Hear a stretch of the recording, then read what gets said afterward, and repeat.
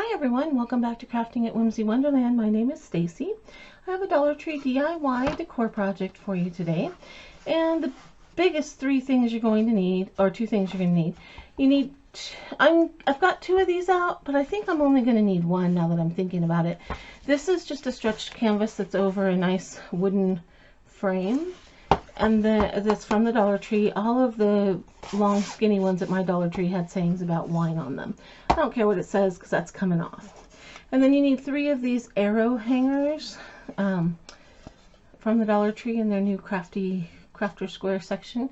And we're going to need to take the staples and the string off of the back of these. And I don't think that taking the staples out of this is going to be too important, but you do need to get all of the canvas off. So what I'm thinking is I'm just going to use my X-Acto knife and cut it.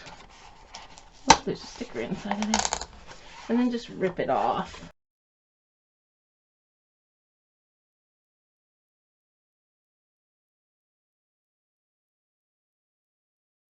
Then we're going to want to get this hanger off. Alright, that left quite a rough spot in here, so I'm just going to sand it real quick. I'd really like to get the staples out of here. I don't really want to just cut the string off and have that on the back. I think it's kind of would make it look a little ugly. And I'm going to have to sand the back just to get those sharp spots off.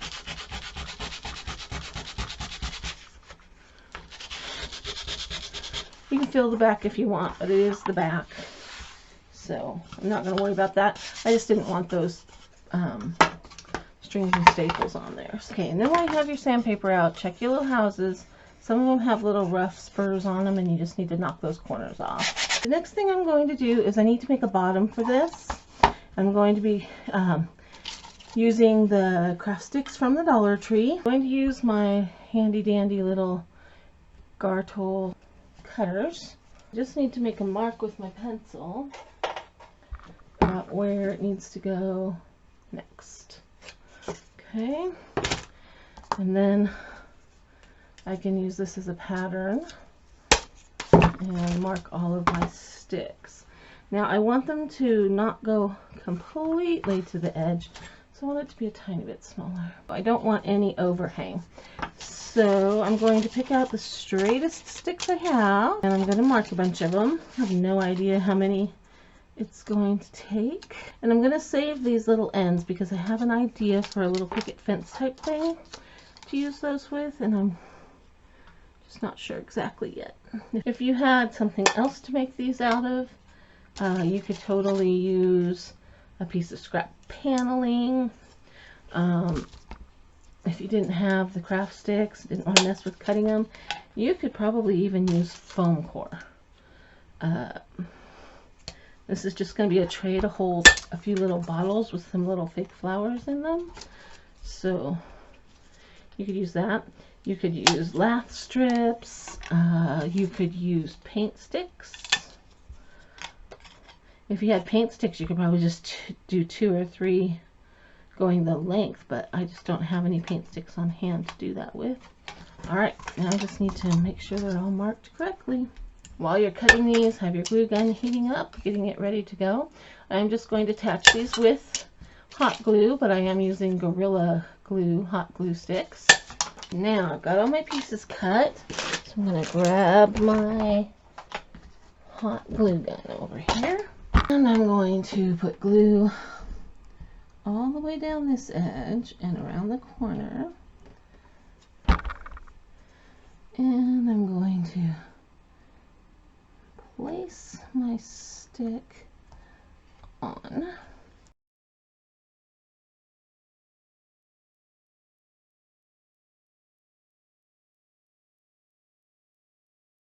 I'm clipping the ends just right to where they're rounded at, and I'm going to cut some of these randomly in half. I'm not even going to measure. I'm just going to clip off the round. How many do we need? So now what I'm going to do is I'm just going to kind of figure out where these need to go.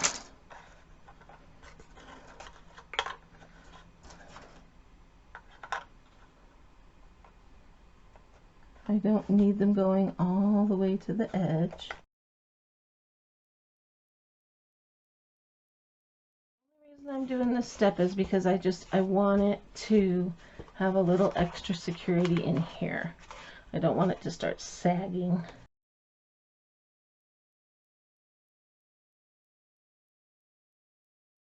That will just make the bottom a little sturdier. If you have any glue globs you want to get out of there, now's the time, and I just use my X-Acto knife for that. So I'm going to be decoupaging paper onto these in like a farmhouse style, and I'm trying to decide how I want the front of it to look. If I want to go with something like this to make it look kind of like a picket fence across the front, bottles or jars with greenery and flowers in here. So I'm kind of thinking I like this idea, and I'm also thinking that the width of a popsicle stick in between the pickets might be just about right. What I think I'm going to do next is go ahead and paint everything white, then go put the picket fence on. I think that'll be a lot easier to get into all the nooks and crannies. So I'm going to paint that white with Waverly chalk paint from Walmart. Or if you don't want it white, you can do whatever color suits you best. Suits your color scheme and whatnot. You don't need to watch me paint. You've done that 100 times. So I was going to paint this with the elephant color, which is this dark gray right here, but I decided that was a little bit too dark, and then I was thinking white, but white is a little too bright. The wall that this is going to go on is like an off-white, and I just don't want that clashiness of whites. So what I went with was Waverly's chalk paint in mineral. Okay, and this has 2 coats of paint on it, and I did 1 coat on the other little leftover pieces of the fence, or of the popsicle sticks that I'm going to use as a fence, and I did both sides. Okay, now I want to distress this a little bit and just kind of give it some highlights and lowlights. So over here on my paper I have black, white, and the elephant gray, and I'm going to take my chalk paint brush. This is a brush I got at Walmart. I bought it in the paint section, not in the craft section, and it came as a set of 2 for like, I think it was three and some change. And they're really nice brushes for, especially for dry brushing, because you can get that really feathery light stroke on there.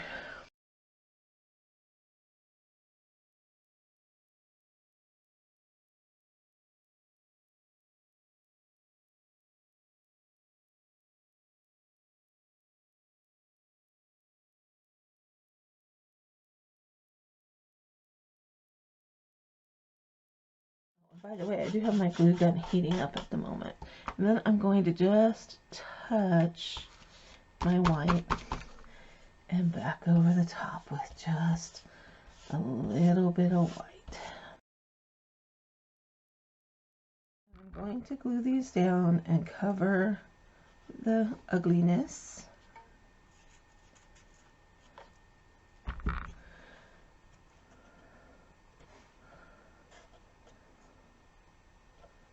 Okay, and then I like the idea of there being a popsicle stick width in between. But I like to dry fit things before I glue them on.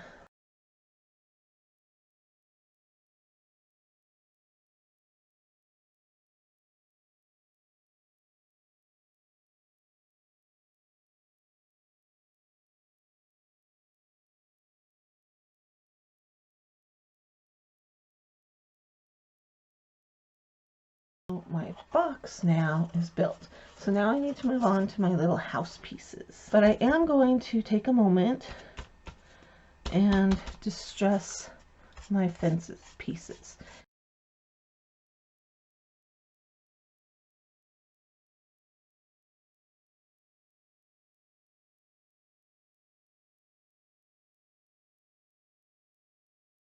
Okay, so these are the 3 papers that I have picked out to do my 3 houses with.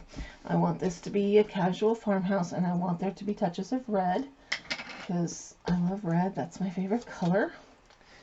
And I want to incorporate that. So the first thing I need to do is cover each of these houses. Now, I've seen, you could do these up really girly, you could do them up really feminine, you could do a nautical theme and make them look like boat houses, whatever. Remember, these started out being arrows. They were supposed to go this way. But everybody on YouTube is turning them into houses, and, well, me too.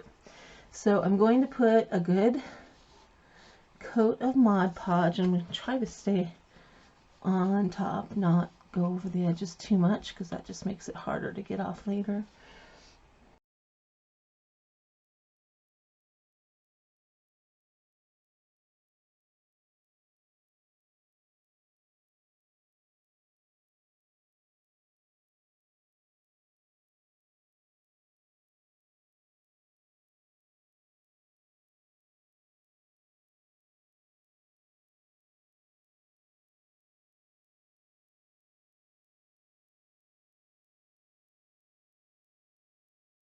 So what I want to do is build a little roof.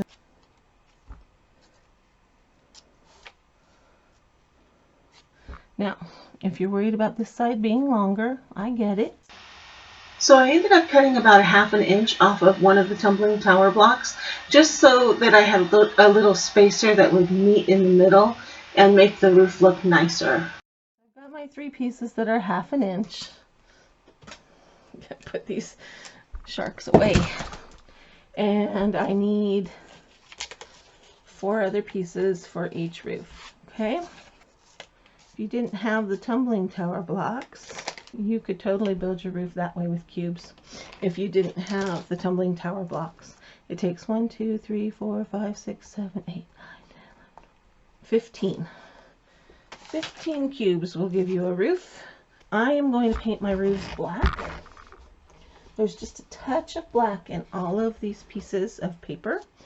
So that's my Mod Podge brush. I want to keep that out for a few minutes. I'm going to pour just a tiny bit of paint into my black lid. This is Waverly chalk paint in the color ink. And I'm going to start by painting these guys.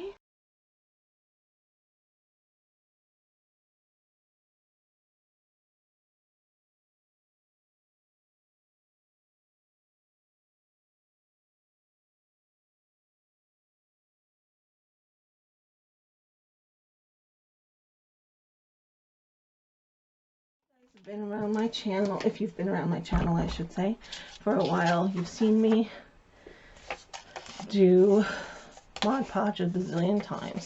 So what I'm doing is just kind of breaking where that edge of the roof is, just so it doesn't tear where I don't want it to tear. I'm going to take my sandpaper. This is just happens to be 100 grit. That's what I got right now. And I'm going to, from front to back, slide it down over the edge of my wood piece. I never want to go from back to front because that will pull up my paper. I can go side to side, that's okay. And then this just pulls off and you have a nice clean edge.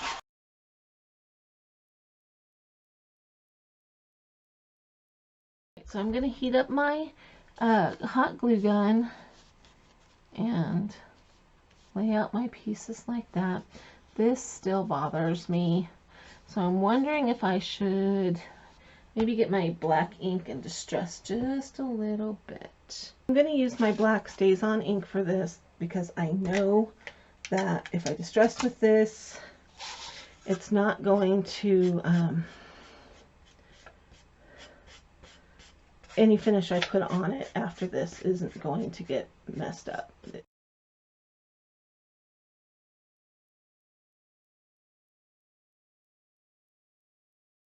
I'm going to put a good bead of glue down the edge of my roof, just on one side. I'm going to line this up with my little extension piece, which I will have to put some extra glue on in a minute.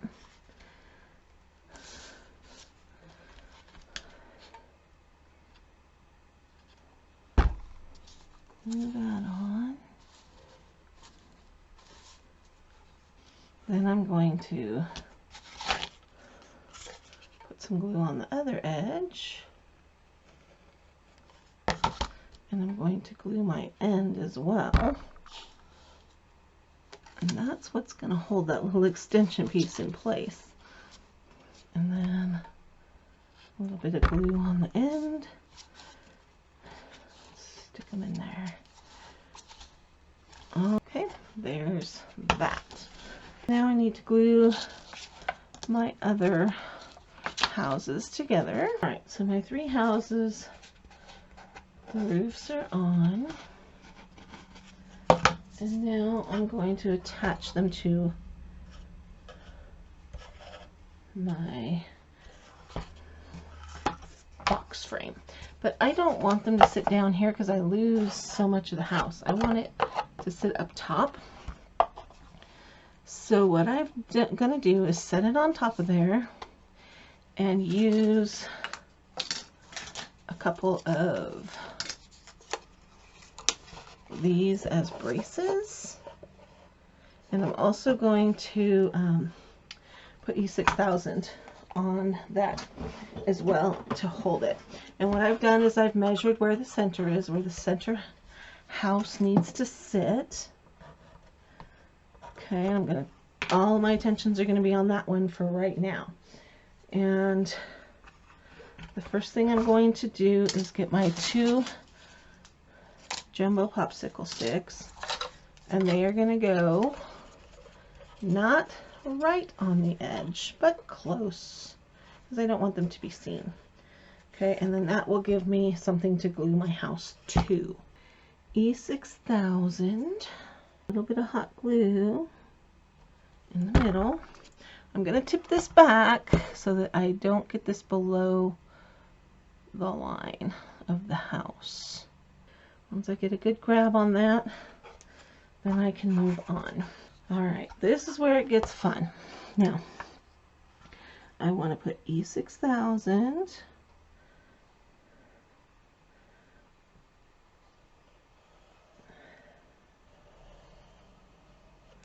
and I want to put E6000 along this box. I'm going to run hot glue up the middle of each stick, and I need to work quick so that it doesn't harden. Make sure you've got the house you want in the front. Okay, so I'm going to make sure that it's stuck to the sticks and stuck to the frame of my box. This is what it looks like on the back. Okay? Okay, so I want something to cover the little gaps that are between the block and the house. So this is nautical rope from the Dollar Tree. There's three strands twisted together. I just untwisted those 3 strands so I get this really chunky jute. I've done that to all 3. All right, this is set up for about 10 minutes now. Now it's time to attach the other houses. But I don't want them flush up against each other. I want there to be a little bit of space. And the way I'm going to do that is by gluing some of these tumbling tower blocks to the back of this front house, and that will give me space and shadow with the back houses. In the back here, I'm going to glue using E6000 and my hot glue. The reason I'm using both is because they will mix together and give me a really tight bond. Okay, so there's one, and a little hot glue, and I'm going to glue it to the popsicle sticks that are supporting the front house. I'm going to get this jar of paint under here just to support that a little bit, and then a little E6000 on the end, a little E6000 up the side, and a little hot glue.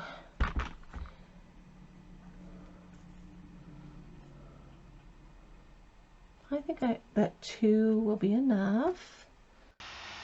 In order to give myself something to glue to, I went ahead and glued 2 blocks on each side of that first house going vertically, and then I glued 2 more going along the frame horizontally, so that I would have something to glue the back houses to. Now, one thing I didn't do that I wish I had done was paint those blocks out with the mineral colored chalk paint that is the base coat of the frame, because once I got my piece all together, that raw wood really stuck out and it was just bothering me, so I had to go back in carefully with a tiny little paintbrush and try to get those painted without messing up the house.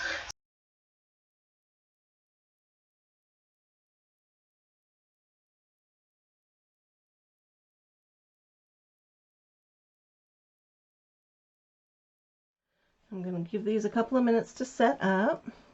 Okay, the next step is to glue the back 2 houses on, and this is just sitting here. I'm just setting it on top to make sure it's what I want, and I like the way that it's looking. So I'm going to flip this back over, use my little glue jar as a support again. Just notice the string or the jute on this one's coming undone, so I'm just going to fix it up. All right, now the fun begins. I need to put E6000 and hot glue across here, and I need to make sure that this house is level with the side and with the bottom. So that's going to be a little challenging. So E6000. I only get one shot at this. Once I set this down, it is not going to move. So I need to be quick and I need to be ready. So I have this piece of wood from some wood scraps, wood pieces, and I'm going to use it to shore up the bottom and the side to make sure that my house is where I need it to be. Here comes the hot glue, and here comes the house. Okay, I'm going to kind of eyeball it first. It'll slide for a few seconds, but not for very long. And it's set. So hopefully I got it straight because it's not moving now. And I did. Yay me. Okay, so now I got to put the E6000 and do the same on the other side.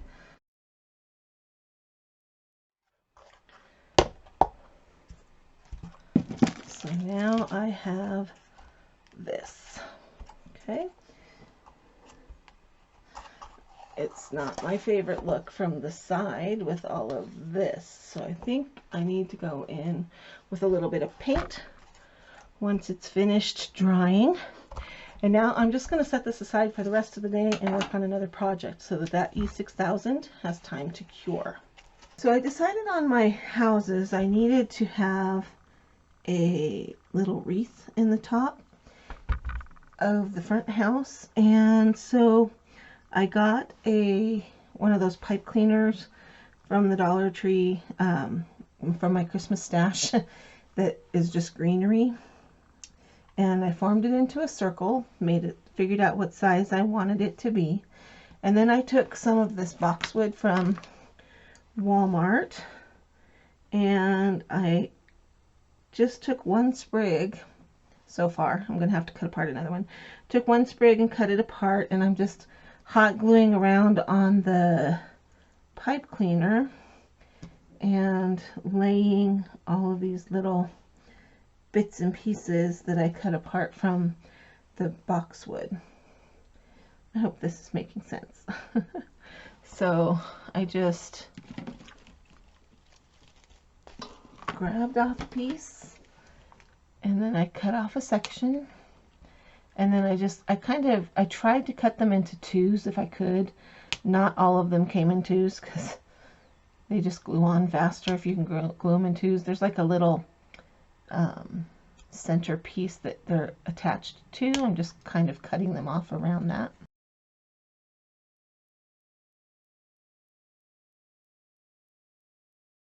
So I'm going to take what I've cut now. I don't know how much more I need, but then I have my silicone mat down, because then if any glue drips, I can peel it off easily. So then I just put some glue onto the greenery piece, and I'm just gluing them down in a circle. And then I'm just going to take my houses and I'm going to glue that right there in the center of that front house and push it down. I think that looks nice. I like the way that this little wreath turned out. All right, there you have it, my little Dollar Tree DIY wooden house display. I was going to make it into a hanger, but I really like the way it looks just sitting on a shelf. So what I did for the in front in the tray is I have these 3 little bottles from the Dollar Tree. They were in the floral section down on the bottom, and they had a little flower stuck inside with a little foam plug in there. So I just pulled that flower out because they were really bright summer colors like turquoise and purple and hot pink.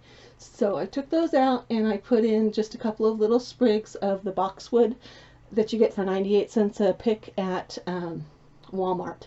So that's what's in there. And as the seasons change, I can totally change this. And as Christmas comes, I can put some little faux lights into the greenery wreath, and I think that will change it up and make it really cute. Okay? Let me know what you're thinking of this project in the comment section below. Give it a thumbs up if you like it. Let me know what color you would make them, and would you decoupage with scrapbook paper like I did, or would you paint them? Let me know what you would do for your decor in this project. All right, I hope you like this project. I had a lot of fun making it, and I can't wait to get it up into my decor the way I have it planned. And it's going to look really cute. All right, thumbs up if you like it. Let me know what you're thinking. This has been Crafting at Whimsy Wonderland. Thanks for stopping by. I'll see you next time.